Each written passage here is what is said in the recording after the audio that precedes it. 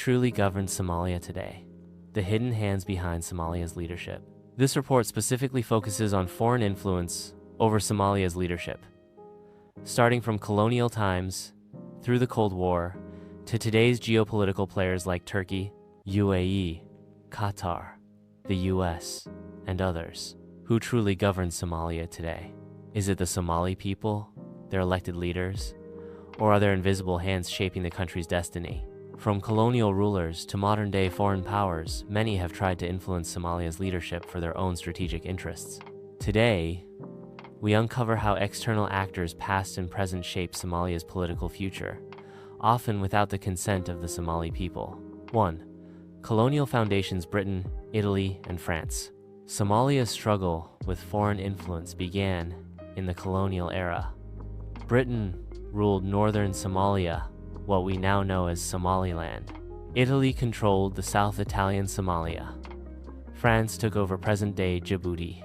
These colonial rulers drew artificial borders, exploited resources, and divided Somali society along administrative lines. They left behind fractured institutions, clan rivalries, and weak governance structures, a recipe for long-term instability. When Somalia gained independence in 1960, it inherited not unity, but division. 2. The Cold War Chessboard, USA and USSR. In the 1970s, Somalia became a pawn in the Cold War. At first, Somalia aligned with the Soviet Union, receiving weapons and military training. But after a fallout, it turned to the United States, hoping for support in reclaiming the Ogaden region from Ethiopia. Foreign funding flooded in, but so did influence. Under President Siad Barre, Somalia became increasingly authoritarian, backed by foreign powers seeking to expand their global influence. When the Cold War ended, the superpowers pulled out, and Somalia collapsed into civil war. The leadership void left behind was not accidental. It was the product of external abandonment after decades of manipulation. 3. The United Nations and Western interventions. In the 1990s, the world watched Somalia descend into chaos. The United Nations and the United States launched interventions under the banner of humanitarian aid.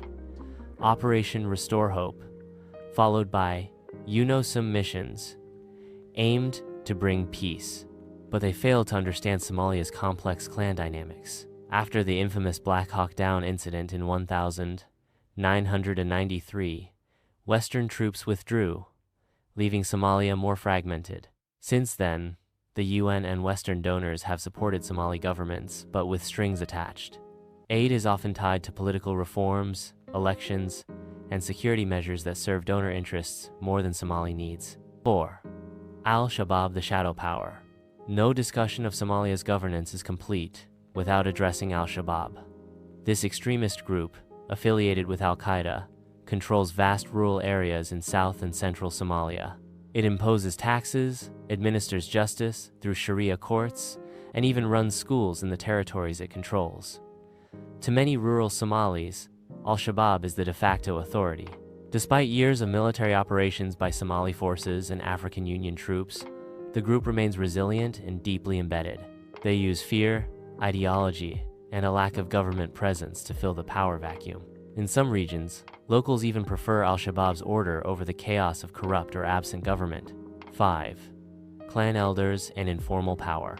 While governments and militias fight over official titles, the real glue of Somali society often lies in the clan system. Clan elders resolve disputes, enforce customary law, zir, and decide who gets to run for political office.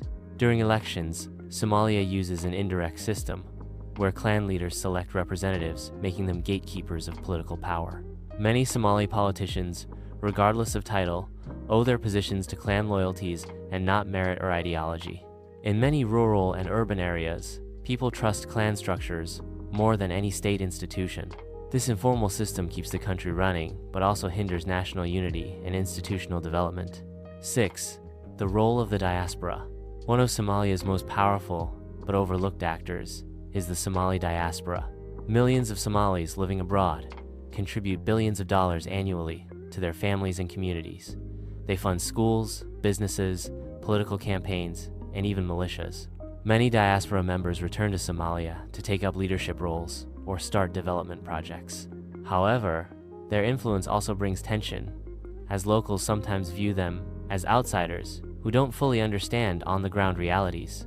Still, without the diaspora, Somalia's economy, and even parts of its government, would likely collapse. 7. The rise of new foreign power: Turkey, UAE, Qatar.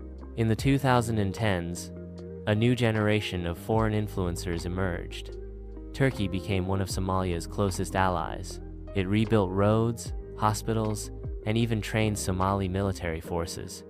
Its influence is visible in the Turkish-run Mogadishu airport and seaport. The United Arab Emirates, UAE, also played a big role, especially in Puntland and Somaliland. It has port deals, trained troops, and backed certain political figures.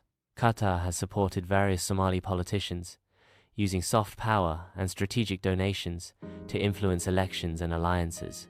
These Gulf countries often back competing factions, turning Somalia's internal politics into a proxy battlefield for regional rivalries. The role of neighbors: Ethiopia, Kenya, and Djibouti. Somalia's neighbors have also shaped its leadership, often with mixed motives. Ethiopia has intervened militarily multiple times. It fears a strong Somalia could reignite claims over the Somali region in Ethiopia. Kenya, concerned about Al-Shabaab, has sent troops under the African Union mission, but has also had border disputes and political tensions with Somali leaders. Djibouti, a small but strategic neighbor, often acts as a mediator, but also hosts military bases for global powers. These countries influence who gets elected, who stays in power, and how Somalia's foreign policy is shaped. 9. The African Union and ATMIS. The African Union Transition Mission in Somalia, ATMIS, has played a critical role in maintaining some level of order. Troops from Uganda, Burundi, Kenya, Ethiopia, and others have fought Al-Shabaab, protected key institutions, and trained Somali forces. But ATMIS is not a permanent solution. Its presence is often seen as both protection and occupation. Many Somalis question how much sovereignty their country really has if it depends on foreign troops to defend its capital. As ATMIS plans to withdraw, Somalia's future leadership hangs in the balance. 10. Foreign and strategic dependency. Somalia's government relies heavily on foreign aid. The IMF, World Bank, USAID, EU, and Gulf countries fund salaries, development projects, and elections. This dependency gives donors leverage over Somalia's leadership decisions. Leaders often craft policies that appeal to donors, not citizens. Even elections can be shaped by who foreign powers support behind the scenes. Somalia's budget is not Somali-owned. This undermines real democracy and gives outsiders undue control over Somali governance. 11. Who really controls Somalia's leadership? So, who truly governs Somalia? Is it the elected president, or the foreign diplomats who fund his government? Is it Somali voters, or the embassies, regional powers, and donors who shape election outcomes? Somalia today is led by a coalition of interests. Former colonial legacies still divide it. Superpowers and regional rivals pull at strings. Aid dependency weakens national sovereignty. Gulf money fuels political divisions. 12. Conclusion towards real independence. Despite all its challenges, Somalia is not without hope. Every day, ordinary Somalis work to build a better future. Can Somalia unify its many centers of power into one stable, representative, and accountable government? The Somali people are not passive, they are resilient, brilliant, and hungry for change. But until Somalia breaks free from foreign domination and donor dependency, true leadership will remain out of their hands. The path forward: building internal institutions, reducing aid dependency, uniting the nation, and most of all, putting Somali interests first.